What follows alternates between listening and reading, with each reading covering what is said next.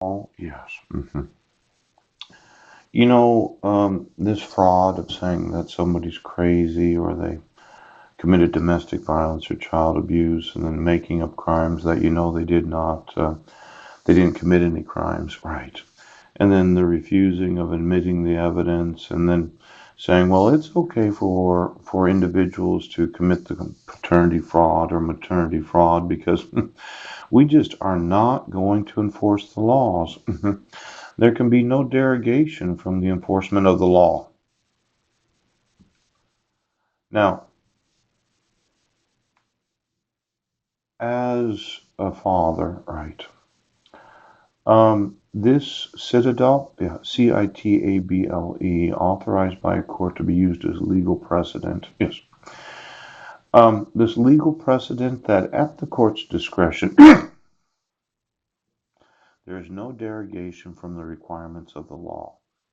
You cannot say somebody is mentally ill and has to have a mental health evaluation because of your refusal to admit the evidence, the refusal to acknowledge their right to a speedy trial, their refusal to call witnesses on their behalf. Yes. Now, as I mentioned to my public defender, yes, there was one individual that I wanted to call to the stand known as Heidi Lee Budnick. Yes, the actual maternal biological mother of my five sons.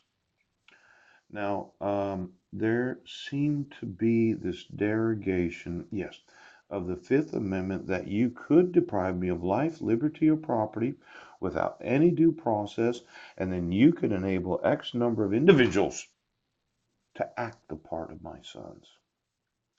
Now, just seeing one picture, yes, of a person that I think is not Zachary means that there's probably hundreds of them over the last 7 years and 8 months because my family liked making fun of me.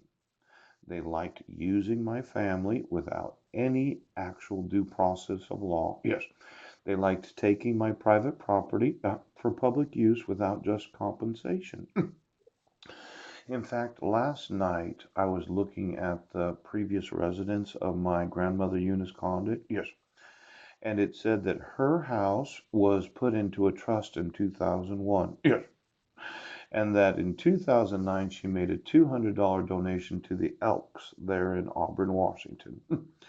Now, I didn't have time to upload it to my drive, yes, but my relatives, Laurel and Argyle, Sandy Taylor, and Wayne Condit, yes, have been using private property for the public use without me having any knowledge of just compensation.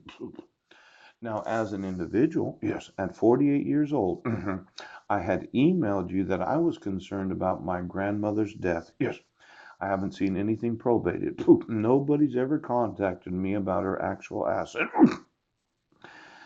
Now, if I found out that she was still alive, yeah, in a nursing home someplace because somebody decided to say someone else was my grandmother, yeah, that would be a huge elder abuse fraud. Poach. It would go down in the textbooks as a form of genocide, a war crime. Yes, to say that somebody died when they didn't. Pooh! Now, I was looking, yes, and I have not found anything about what happened to my grandmother. Mm. Now, this private property, yes, the way it stands right now with your two mental health evaluations, yes, I could not act as the personal representative of her estate. And since I know of the fraud of arresting me multiple times, and then I know of the fraudulent mental health evaluations where you say I'm of sound mind, I'm going to sue you for removing within my right as an American citizen the right to be the personal representative of any individual. Because your fraudulent mental health evaluations, yes, for your fraudulent crimes, yes, because of your fraud of issuing court orders, yes, has now removed.